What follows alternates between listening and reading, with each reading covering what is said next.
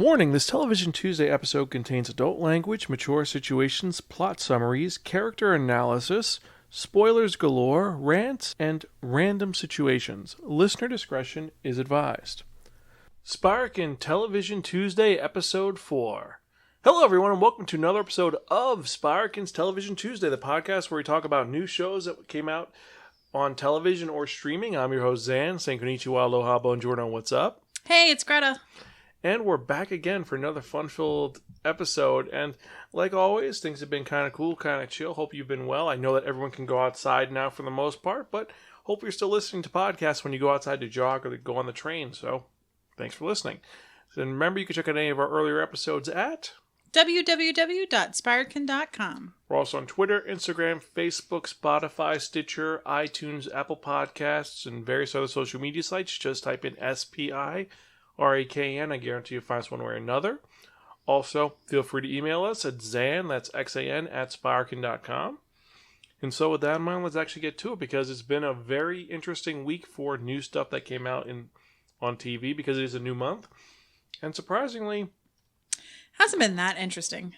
No, not really, because of the COVID-19 issue. Not a lot of good shows have been released. A lot of just batches have been coming out on Hulu and on Netflix and Amazon Prime. Like and more movies have been released on streaming services. But since we talk about TV, a lot of TV shows were released that were really big. Like the big one was the new Queer Eye for the Straight Guy. Or sorry, it's just Queer Eye now. Every straight guy needs a queer guy's and the new friend. Drag Queen, so RuPaul. Mm-hmm. Drag Queens. But this show, we've been talking about two shows we've been following specifically. And at this point, after this episode, I think that one of the shows may be dropped from this lineup for right now because it's not that good. I'm assuming we're talking about Stargirl. Yes, let's talk about Stargirl first. So we're talking about DC Stargirls Episode 3, Icicle. Well, DC, but it's also on CW.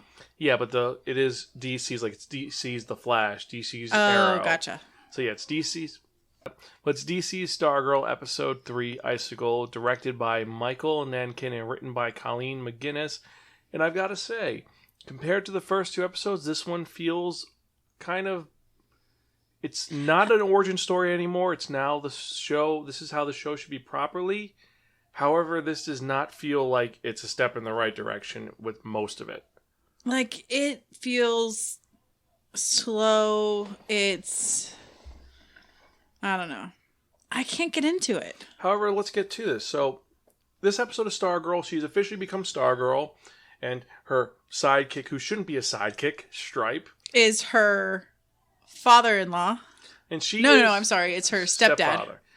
And she's now, like, super, like, we're going to find the bad guys and kick their butt. And he's like, well, you have to calm down. This isn't how this works. No, I have an idea. We're going to find them. We're going to kick their butt, surprise them, and we're going to kick their butt. That's my plan. That's what we're going to do. And now... Great plan. Meanwhile, on the other side of things, we have the leader of the Injustice Society, which we didn't talk about last episode, came back in an awesome way. His introduction back into the fold is showing that its dads came home, and it's epic. But he is back. What song is it too? The Man by the Killers. Oh, man. It is like that. I feel like I need that on my phone so that when I walk into the gym, when the gym is open again, when I walk into the gym, that's going to be blasting. That would be more my music than your music. But it's very... It's just pumping. Like... But this episode actually opens up with his origin a little bit about why he's doing this, the Injustice Society's, the new Project New America. And it's because his wife gets killed. Or she died because of something that happened. And he spent the last couple of months going around. And she was really pretty vengeful. The world. Oh, yeah, she was totally vengeful. And also, she wasn't speaking English, showing the fact that he is not a native. Like, he's an American, but he adopted the country, adopted his family. He's a first-generation American. His parents were from Sweden. They moved to the United States. And he speaks in Swedish. And his wife, as she was dying, pulls him in and says... kill him. If anyone stops you, kill him. So he's gonna Which felt really kind of hard for like a teens show. But he's actually one of the better parts of the show because he's setting things up. He's getting things in motion. He goes to talk to the wizard who is in charge of who's supposed to be in charge. And he's like, you fucked up. You messed up. You were supposed to take care of this, and I leave, and you don't. And he kind of chastises him and says, you've always been like this. You have all this power, and you don't even embrace it. You just stick with parlor tricks. And this is going to lead to a head later on, because his story is he's setting things up. He's chastising them because Brainwave, in the last episode, we said he got beaten. But he's now in a coma. Yeah, he was beaten, like, to the brink of death. And he was left in front of the hospital in his costume and... No, in his lab coat. No, in his costume, and then... Because Pat left him there, and then suddenly he's in his lab coat. So the wizard was covering his ass. So they are taking care of him. This also hints that they know there's other ones there. And Courtney is like, yeah, I got this. I'm the best. She meets a couple of the other classmates, and it's kind of not great, except that this one nerdy kid it's talent show day, and he does a trick really badly, but she kind of like, yeah, you got my card. That's awesome. She gave him encouragement. She lied, said he found the right card, and she was just being nice. She was being a nice kid. She was doing the right thing. And that's the part of Stargirl that we like, is her being nice to people and just... Like a nice teenage girl. She's a new kid, but it was genuine. It was sweet. It was... And it's building on that. And it was a lie for all the right reasons. It's her being good. And she also sees that the one popular girl in school who's now on the singles table, the nerdy table, is being bullied. They put slut on her locker and someone painted over it, and it looks really nice. So there's someone who's doing graffiti. Wrote slut really big, but the paint over was like sunflowers and swirly, like... And someone protecting this girl. And we find out who the guy who did the art was. It's this kid. It was a kid in the corner who saw the card that she had pulled when the trick was being showed to her. So he knew that she lied for the right reasons, to be nice. But he's being cool to her, which is nice. So he's like, why'd you lie about the card? And she goes, so you painted over the locker. It's like, hey, we're both doing wrong things for the right reasons. We're both nice people. Yeah. And then she finds a huge icicle-shaped star on the floor. And she goes, I'm going to be Stargirl. I'm going to kick this guy's ass. Because Icicle's the one that she wants to kill, because that killed her quote-unquote dad, even though I'm pretty sure it's not her dad. She's convinced was her dad. Yes.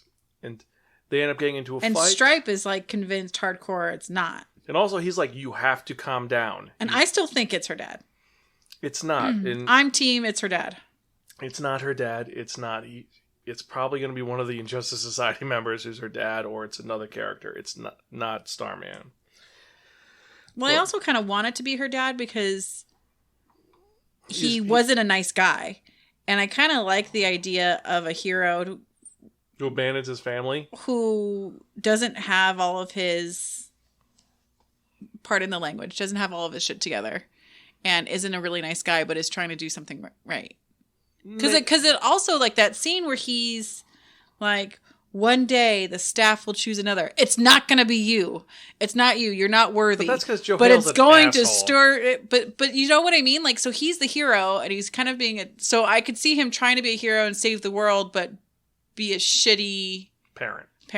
So maybe, but I don't / partner, husband. I don't think that's the case. But so suffice to say, a lot happens in this episode. It ends with something that the Marvel Cinematic Universe did not do for a long time. It showed the fact that heroes have consequences. Being a hero, there are consequences. And one of the characters dies in this episode. And it's not a pretty just like this happens. It's they get killed. And the reason why they get killed is malicious and messed up. I kind of like the way that they did it. So you see the death is off screen. But you see it almost happen. But you don't see the exact moment of death. So I kind of like that it wasn't like I didn't turn away. I didn't have to, but I knew it was coming, and I did turn away, but I didn't have to. But after hearing an interview with the actor who played Icicle, some parts that make sense and some parts don't make sense with that whole scene. But this leads to some other issues. And then also, Icicle's now flirting with Courtney's mom.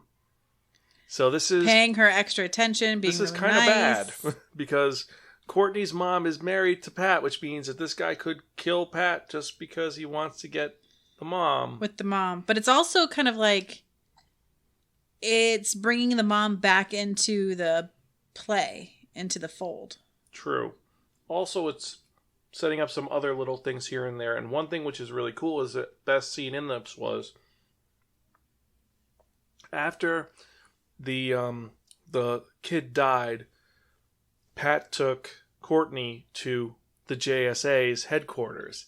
And you see all these lovely iconic images of all the different members of the JSA. And it was really cool to see that, all the little Easter eggs. And then how it ends, it does something which I'm kind of excited for and also kind of really dreading how it's going to go. But we'll talk about that in our spoilers. So overall, it sets up a lot. Oh, before I forget, the actor who plays his son, what the fuck? Did they find this kid on a, just randomly, hey kid, you want to be in a TV show? He's a horrible actor. Or if they're going for that method, he's a genius actor.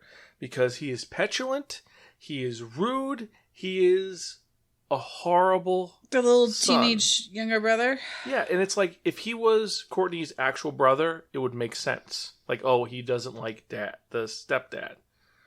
But that's his biological son, and he treats his father like shit. I don't think any... But, like, sometimes he's nice. So, I don't think he's been bad. It's not consistent. I don't know what they're doing with that character. It's, like, random. It's very random. He's the worst part of the show, I think. Him and Courtney, because Courtney is... There's scenes where she's really great in it, and it's like, okay, this is Stargirl. But then there's scenes where it's... like... where she's a nice teen, and she's sweet to the kid that's trying to do magic, and then she's a petulant little brat. But then she has, like... she's not supposed to be the popular girl, but then she's just as, if not prettier than all the popular girls. Her hair is perfect. Her makeup is amazingly on point for a 15-year-old. That's the CW, Buffy the Vampire Slayer, Sabrina, whatever thing where the not popular girl is pretty. I can accept that, but it's her acting like her going from, oh, I'm Stargirl, I'm a nice sweet girl, to I hate you, Pat, or I know better than everybody else. And it's like, you're becoming nasty. But it's not like likable. Girls who are that nasty are that nasty consistently. They're not nice to people randomly at school and then mean to people at home. She is inconsistent, and she's coming off like you're supposed to love the main character. Like, I feel like whoever wrote her was never a teenage girl. Like, Jeff Johns wrote her story arc in the comic, and he wrote the first episode. He did a great job with it. He wrote this character, and the setup is actually like, okay, everything is on point. All the key marks are checked. It's just, I don't think she understands this character at all. I don't think she does. And I think that she's just not a good fit in this. You're supposed to love the main actress, and you don't. That's my opinion on it. But we'll talk more about this in a bit. So this episode of Stargirl, meh. With the exception of the stuff going on with Can that be my official rating? Meh. You want us to say meh? Okay. Meh. So here's my rating. It's a meh. And I agree with you. It's a very meh episode. You can clean your house while this is on. Like, you're not missing out. We haven't come up with an official rating system for this show yet, but we will. But I think meh will be one of it, with a little, like, it's meh. It's just eh. That's it. Meh. It's just eh. This is our middle, like, low middle of the ground. Like, meh. It's just eh. Feel free to do laundry while you're doing this. I don't really see a reason to continue watching this. Like, they're setting up... you don't have to watch this on streaming, because if you have a commercial break, it's not going to change anything.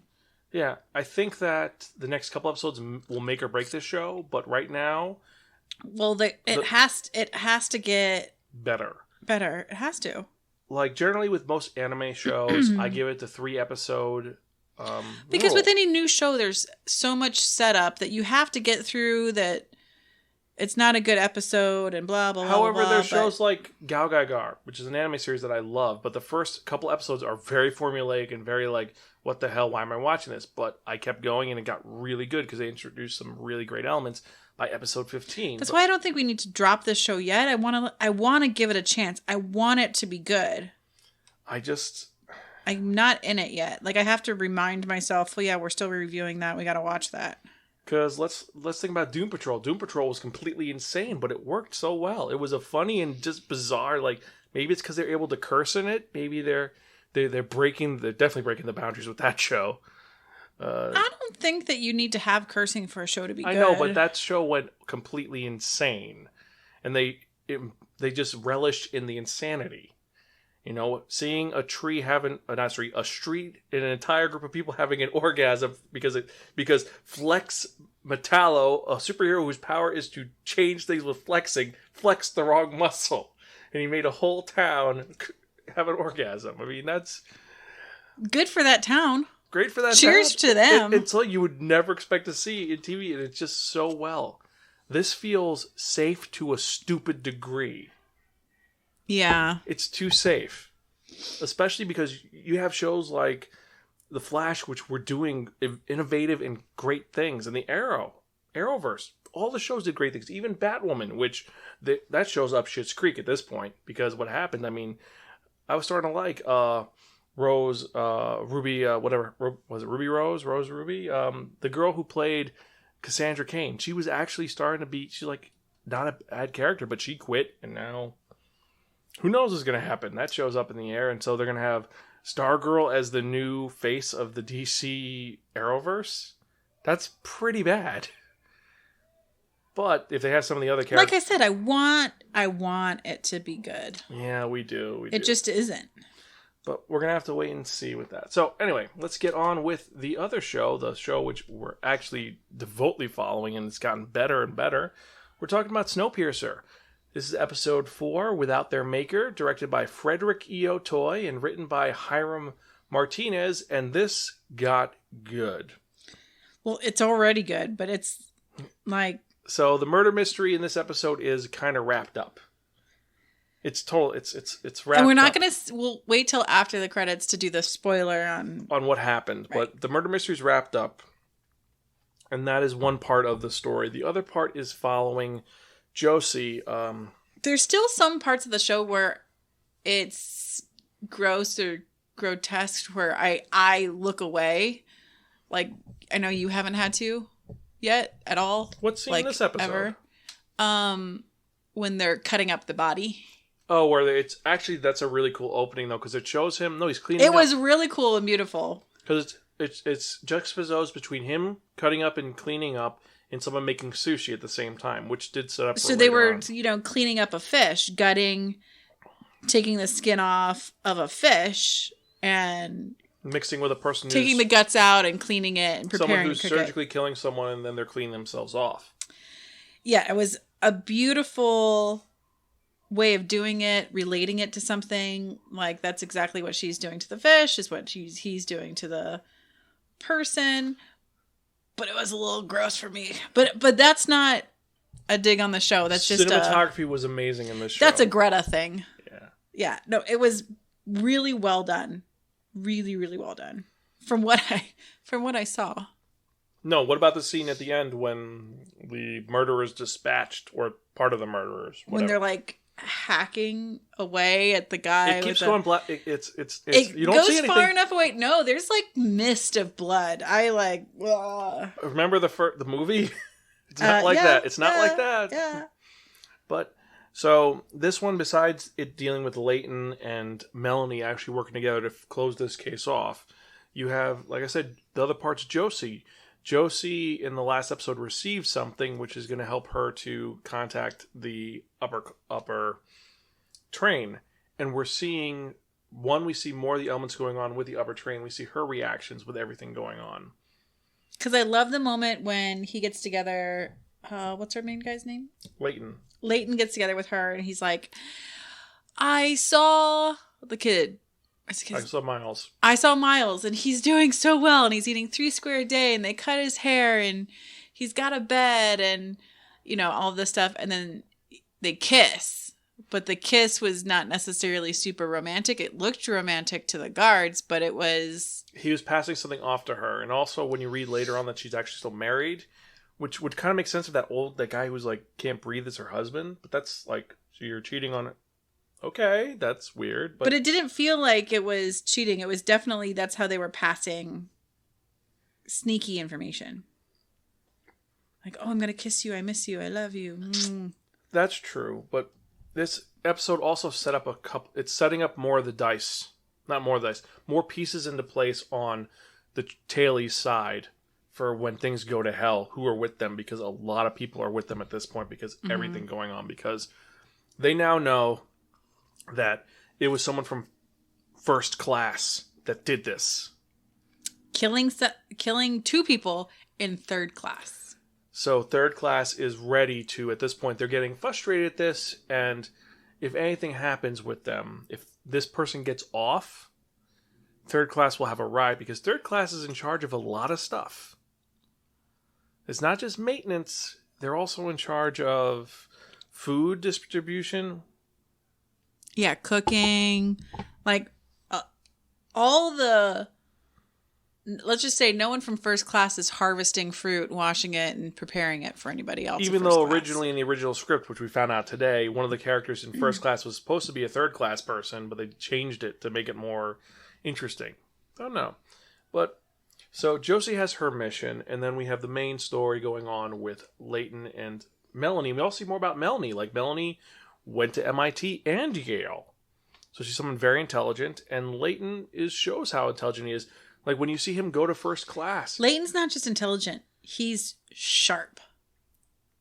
He's a homicide detective. He knows his stuff. He picks up on things quick. Reasonable deductive skills. He can take the emotion out of it. He knows when someone's playing him, but he can play him back seamlessly.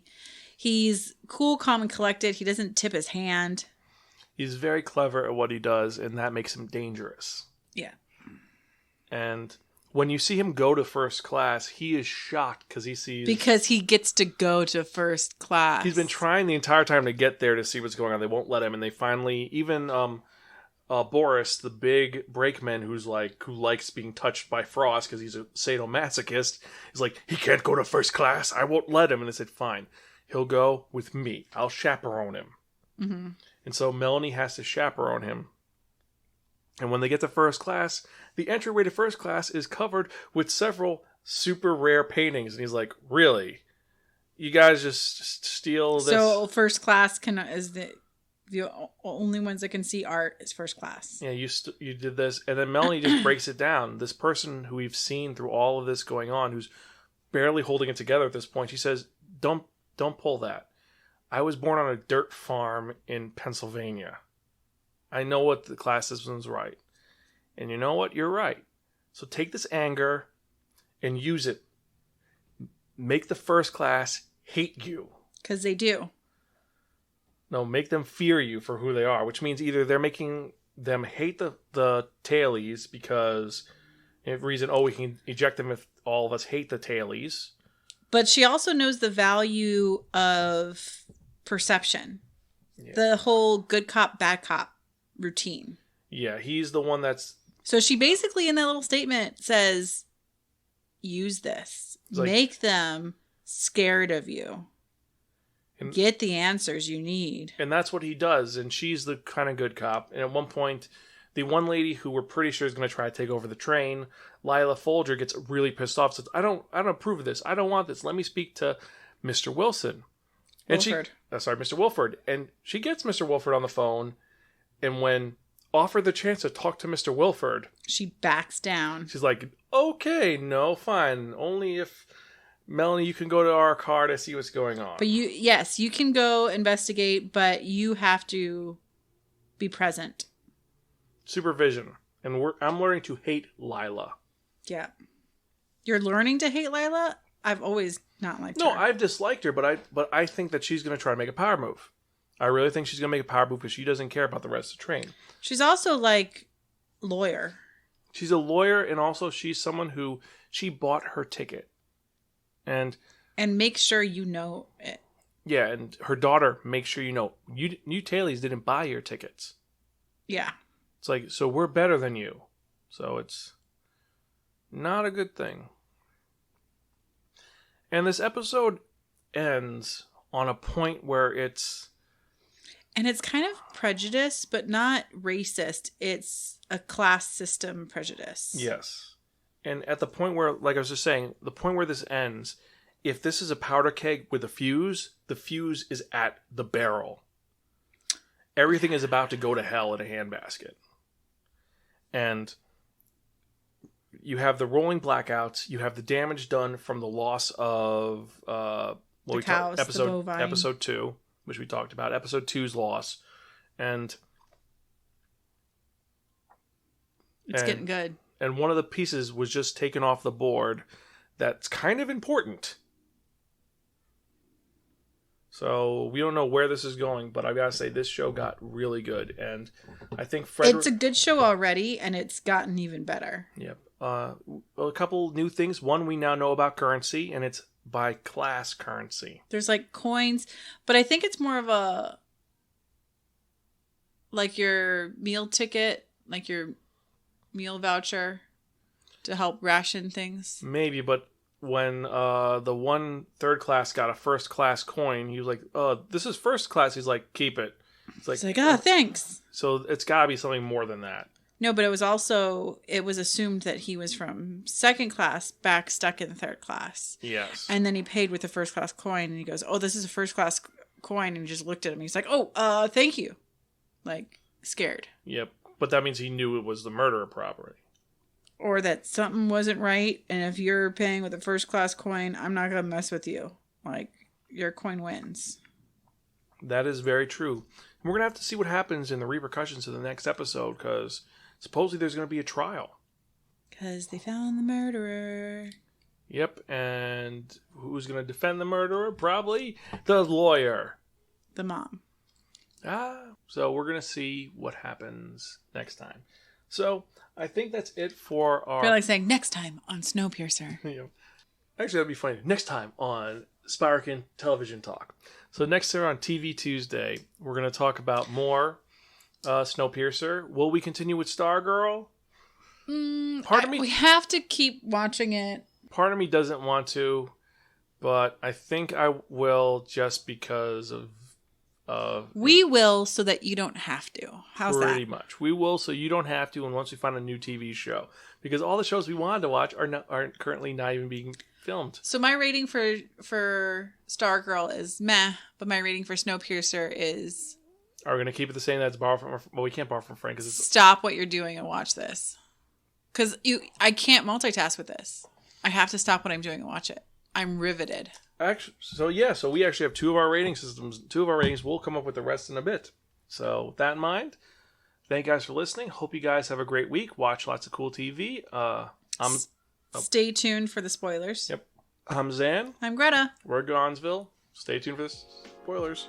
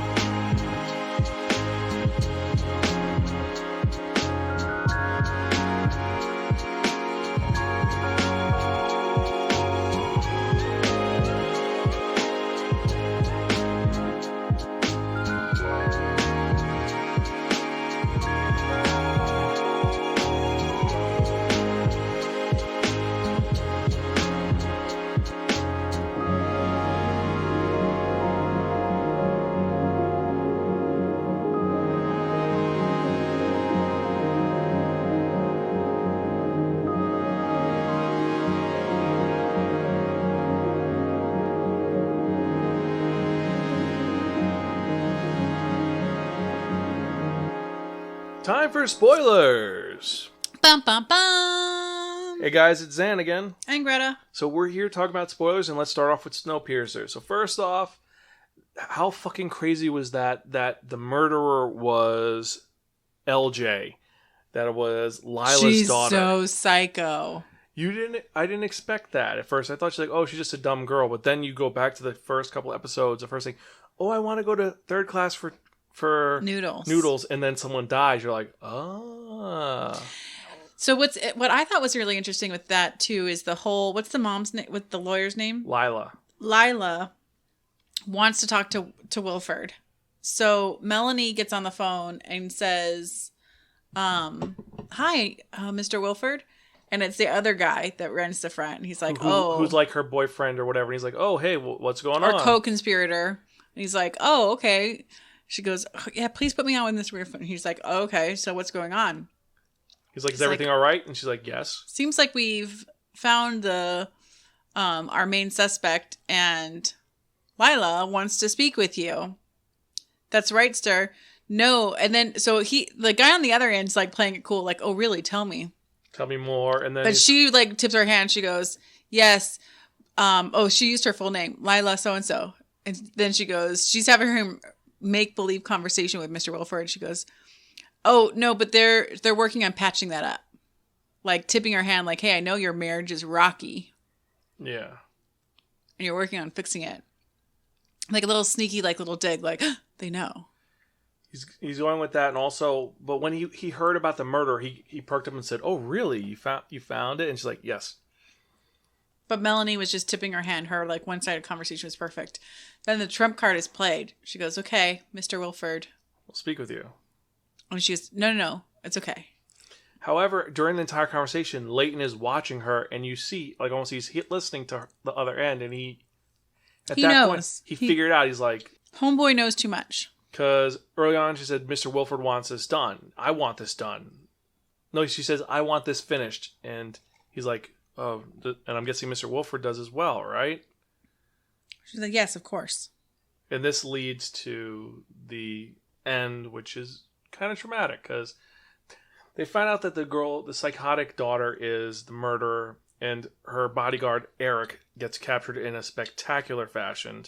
And he's actually threatening to kill Till's girlfriend, who is also the friend of Melanie. And if that happened, he would have been tortured to death. But they instead, the brakemen, using their knives or axes instead of using their... Yeah, like little utility axes. Because their job is to clear the ice. They're not like the bounty man chopped down a tree. It's like the tomahawk axe, so one like you can throw like... It's like... super handy. It's a pickaxe you'd use while you're climbing from mountains because it goes through ice. Because their job is to clean the ice, and also that's taken from the original comic book and from the movie. So they're using the hatchets. And the scene is really well done where they kill him, and when they catch him, it's just kind of, he's trying to hide out, and because he thinks they're going to catch him, he's like, how long is it going to take until the borders are open again? It might be until tomorrow. We don't know. He says they're trapped. He's trapped in third class. But Layton knows, like, oh, well, so our killer's still trapped. So who's not in first? So they go to first and they find out who it is, and they find out. And also, worse than the fact that he is trapped in third class, there's something which will bring repercussions later because I'm pretty sure they didn't pick it up. Eric, the bodyguard, who's the murderer, the apprentice murderer, assistant murderer, had a gun on the train. But they find out that first class security, their own personal security that they brought with them, has firearms as well. And also we found that Layton had a firearm, but they made him give it up. And I doubt that they would have thrown away his weapon because it's a gun. They're not throwing it away. They're storing that. They're keeping it. It's a resource. So that might be a card to get him back. Maybe. I doubt it, though. But he also probably had a gun because he was a... Cop. That's why I said he's a cop, and that's a point. But the scene where LJ's trying to manipulate him, you could see that he could see right through her because she's trying to be all sexy in her little teen way and saying, well, if someone wanted a revolution, they just have to keep their mouth shut. And someone could get them blueprints or guns. No, she said blueprints, and he goes, oh, we would need guns. Oh, you're that serious. Because she doesn't... She's playing a game she doesn't really know. She thinks that she's like all like, oh, I know what's going on because you're a tailor, you're not educated, you're not. And he's like, no, he doesn't understand. He's got your number, little girl. And then when she catches him, she attacks him. He should have. Part of me thinks he should have let her hurt him. No, that was more instinct to dodge being attacked, and then disarm like a cop, and he did the whole thing like a cop. Yeah. And the mom's like, get your hands off of him, like off of her, and we know you're gonna defend your daughter, but she's a murderer and she just tried to kill someone, so doesn't matter if you... And the thing is, you know that they knew from the beginning because the brakemen were set to get her immediately. It wasn't like... No, they were on high alert. They're following the Melanie and the detective. I thought they were waiting for him orders, and then they came up, but... And the unspoken communication between Layton and Melanie, as this is all going down. Oh, your security guard died. She cries. She fake cries, and she lets Layton see. Haha! See, I told you he wasn't going to go be put in the drawers. He was going down in a blaze of glory. And he just looks at Melanie, and then he looks at Melanie. He's like, that's her. Get it? And she's like, her? Okay. And then she went and got the brakemen, and... But then the brakemen weren't, hey, we're here for you. Melanie said. Yep. So the brakemen just follow her. They're her stormtroopers. And the other thing is, while they're doing the investigation, when they're in the night car, he goes to the night car because this whole incident is perpetuated by the fact that Nikki, the girl who we saw in the last episode, was the only witness, got murdered. And because she got murdered and died, the owner of the night car has chosen a side. And the side that she chose was Layton's. Yep. Because she's like, you have my full support. And I think that led to the decision that Melanie makes at the end of the episode when, listen, let's go get a drink, and takes him to get sake. And I just want to go back to the tail. And he's like, you can't do that. And you know too much. And he brings up Mr. Wilford, and he's like, you know it. And he says, myth is very powerful. She goes, hopefully you never have to know the weight of that responsibility. So that makes me wonder if she wants him to be the next Wilford.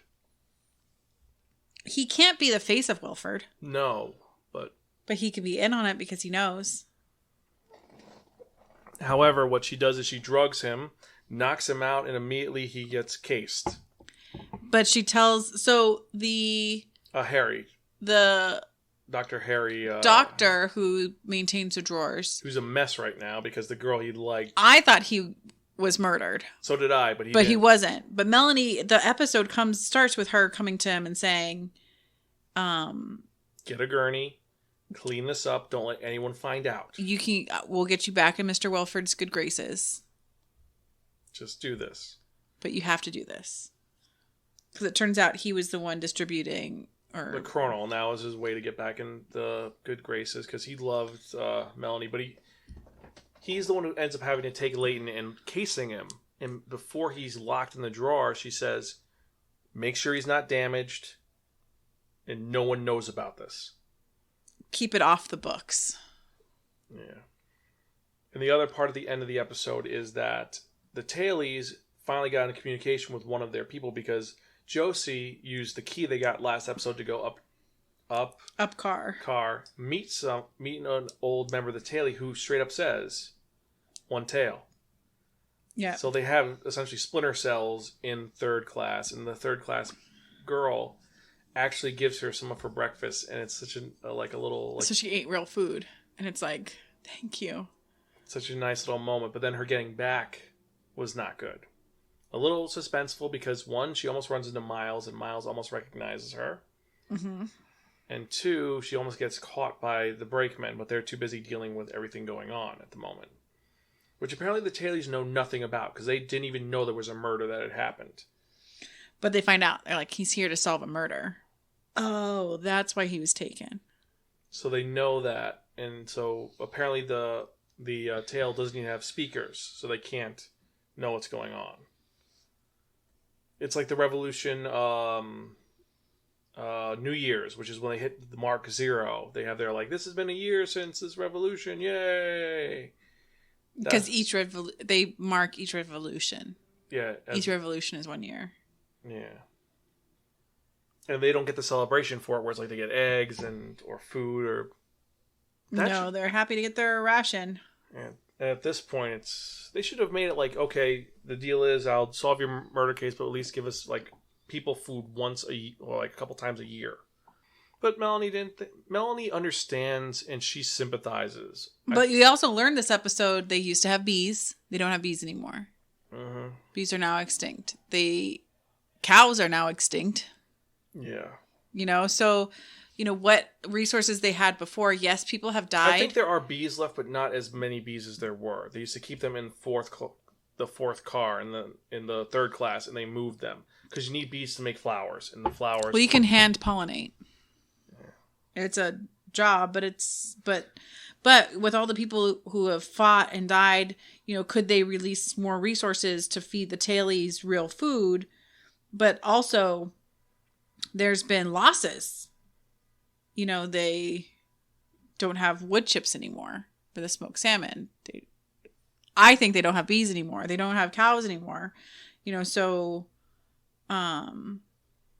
yes, there's fewer people because people have died. But also, we found out there's been a baby lottery. So there's been some new life. There's kids on the train that are less than 7 years old. There's others, there's stuff. There's a lot of elements which are making this world interesting.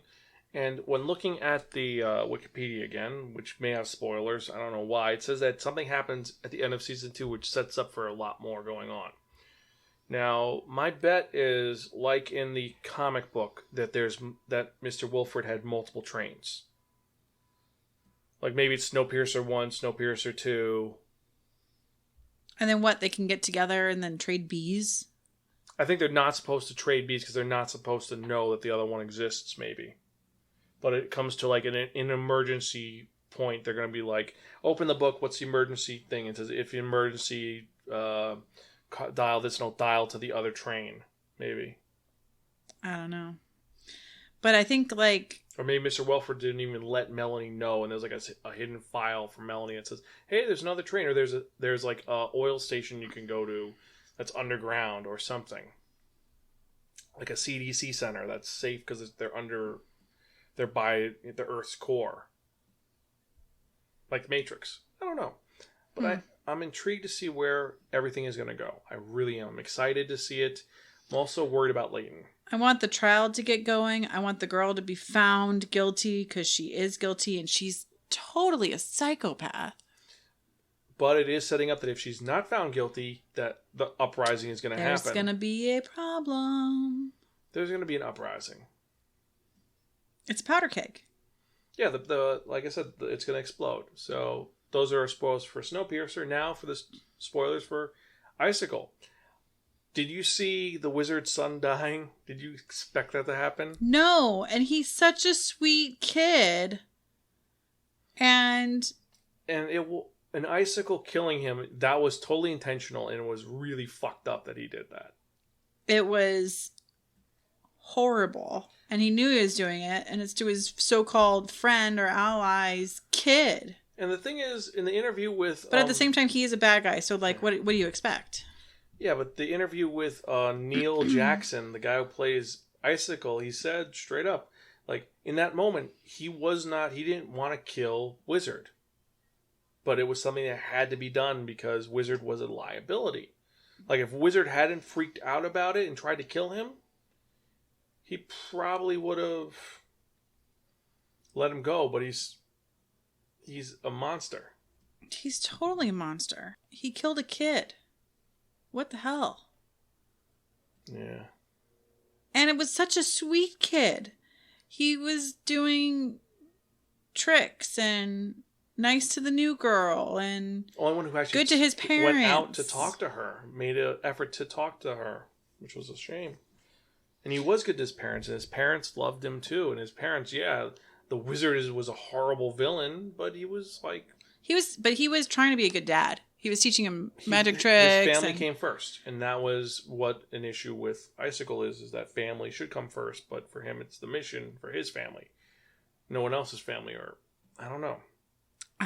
But that was really messed up, and he did it by pulling out the card so that he went to run for it, and then blowing it away. And it was the card that she had picked. I don't think he knew it, but it was a nice circle. Like, pick a card, any card. It was what, the 3 of clubs? It was the card she actually picked. Not the card she said it was, that he thought it was the trick card or whatever, but I thought that was like extra personal. It was a very nice touch. Also, seeing the rest of the Blue Valley organization, the American Dream, seeing all the members of the Injustice Society, or most of them, there, essentially. Like, obviously, that is the connection. That's what they're all part of. And them inviting Courtney's mom to be part of it, that's dangerous. Yeah, now we're worried about Courtney's mom. Because on the one hand, the Gambler's pissed at her because... Not worried about Courtney's mom, like, being a bad girl, but worrying about her safety. Yeah, because the Gambler is pissed off because his deal that he worked so hard for got ruined because she said something nice. Right. She said something sentimental, which kind of affected Icicle. And so the Gambler is... But the Gambler, I don't think he's going to try to do anything, really. He's not going to try to go crazy. No, he just didn't like it. I think that Icicle is the issue because he's going to like fall in love with her and then try to kill Pat. I think that's what's going to happen. Or he's going to recognize Pat. There's a better chance of them recognizing Pat. Because I'm surprised he doesn't recognize Pat already because they bumped into each other a couple times. They go, "Hi, Senator." But he was the sidekick, so I don't think people like really paid much attention to the sidekick. Also the stripes. He wore stripes, so everyone looked at the stripes. Right. Stripes, so as long as he doesn't wear stripes. Yeah. Other thing was, besides seeing him die, it was really cool to see the Justice Society and also how attention to detail they did were all of it. It was all the Alex Ross posts, except for Starman. Every other one was an Alex Ross poster, which is pretty cool. But I thought it was... So, Stargirl's supposed to, like, have this moment where a friend dies. You know, she's trying to be a superhero, save the world, find the bad guys and beat them up. Doesn't want to kill them, just wants to beat them up. And this is the moment of her realizing that being a hero has consequences. So there's a consequence. The kid dies. It's horrific. And what does she do? She doesn't take it seriously. She goes to the Justice League and steals all the cool stuff and then goes and picks random kids to then also be superheroes. That's the plot for the series. It seems like an old CW show or a show you'd see on Saturday morning of, "Oh, you're going to be the next superhero. You're going to be the next superhero. And now you." I mean, yeah, the fact that the girl who's called Slut is going to be the next Wildcat, that could be really cool. But I'm like losing faith in the show. So am I. I just want to stick around to see 3 things. 1, will they have Alan Scott in this show as the elder statesman as Green Lantern? That's 1. 2, the Flash, his helmet is there, and the Flash still technically exists in the multiverse, and this is in the multiverse, so they have to have the Flash show up somehow, some way. Jay Garrett has to still be alive somewhere. My thing is the kids... They've grabbed the superhero gear, and now we're going to have more superheroes. So it feels like maybe we're still in the initial setup. And it's dragging on really slow, and they could have done this so much faster. Or they should have spent the entire first season just working on Stargirl, and then at the end of the episode, you start training them up. Or the end of the season. In the next 5 episodes are all just each episode's devoted to a different superhero, so they're going to give each one to random people. So I'm like, really? This is how you're going to do it? But it feels like, well, maybe that's why it's so slow. But it's like, meh. Have it on in the background so that while you're cooking or cleaning, you have somewhat entertainment, but you're not missing out by... All I want to do is I want to see them activate the Thunderbolt. That's all I want to see, because Yiz would be hysterical. I mean, he's a Mixius Pidlick level strength magical being in a pen. I mean, once someone opens that up, wonder what's going to happen if they make a wish. Like, oh, we want this back, or I want that back. He could do that. He's probably going to come out and end up being their tutor for math class or something lame. Oh, actually, that would be that's CW to a T. The only ones that, like, because the main cast list, according to, again, Wikipedia, you have the new Wildcat. Thank you. This episode is sponsored by Wikipedia. We're not, but... No, we're not. And then the last one is Dr. Midnight. I'm like, why would you fucking pick Dr. Midnight for the weird, insane girl? That's like one of the dumbest things ever. Give her Dr. Midnight? Really? I mean, it's one of the coolest characters ever, and you're going to give it to a weirdo. I don't know. That might make the show better. Like, the only one that seems like the guy who's going to play Our Man, he seems cool. The rest of them, like Wildcat, I'm fine with, because Wildcat, after the first guy died, his daughter took over, so I'm fine with that. But then this random... I don't know. I'm being mean. I'm being harsh and mean, I think. I'm not trying to be harsh, but I feel like I am. Like, I'm not even giving it that much of a chance, but it's not an interesting show for me. But I feel the need to keep watching it to like, I'm like hoping secretly that it's going to get better, and then we'll be able to say, oh my gosh, okay, you just got to get to episode 4 or whatever. Because I'm a huge fan of The Flash. I love The Flash. I like Legends of Tomorrow. I love Constantine, and I like a lot of the other shows. It's just, this one is going to be... Like I said, meh. Meh. It really just... I don't know. We're going to see what happens. Stay tuned. Stay tuned. So yeah, that's our thoughts on these episodes. If there's something else you want us to talk about, email us, spiraken@gmail.com, or me at xan@spiraken.com. That's xan.zan. And let us know what you think. Who you're excited for. Who you think is who. Do you like... Or do you like it and we're missing something? Yeah, do you like this and we're missing something completely? Let us know. Let us know exactly what we're missing, because there's got to be something I'm missing with Stargirl. Or, better yet, there's another show that's starting soon that we can watch. Or a show that you're watching. 1. Yeah, or a show that you're watching. Let us know what you're thinking. Or should we go the Dave and Joel route and find an obscure old TV show like 24 and watch it episode by episode and just do episode synopsises of everything and analyzing all of it? Well, you and I both haven't watched all of Lost. We can do that. I'm not going back to Lost. Never again. Never again. Lost let me down. I never watched it. Lost let me down so bad. Filmed in Hawaii. Yeah, but then so was Hawaii Five-0, and so was 3 other shows that we technically watched. Outlander was in one episode, was in Hawaii, supposedly. I am enjoying Outlander. Yes, Outlander, the show of time travel and based on a book series, which is 1 part romance novel and 1 part historical fiction. There's a lot of sex in it, but it's such a beautiful love story between Jamie and Claire. Well, we're going to stop there and because we're not talking about Outlander. Yeah, we're off topic. So, thank you guys for listening. I'm Greta. I'm Zan. We're Gonzville. Catch you guys next time. Keep watching movies or TV shows. And stay tuned for our next review of Snowpiercer! Something awesome, because we're going to be doing some movie reviews and game reviews. I think the next movie review coming out is either Count of Monte Cristo, or we're going to be doing the next Bond movie, which I'm kind of surprised about, because the next Bond movie is pretty cool. It's Bond. It's James Bond. Of course it's Bond. It's James Bond. But we'll talk later. All right? Bye. Bye.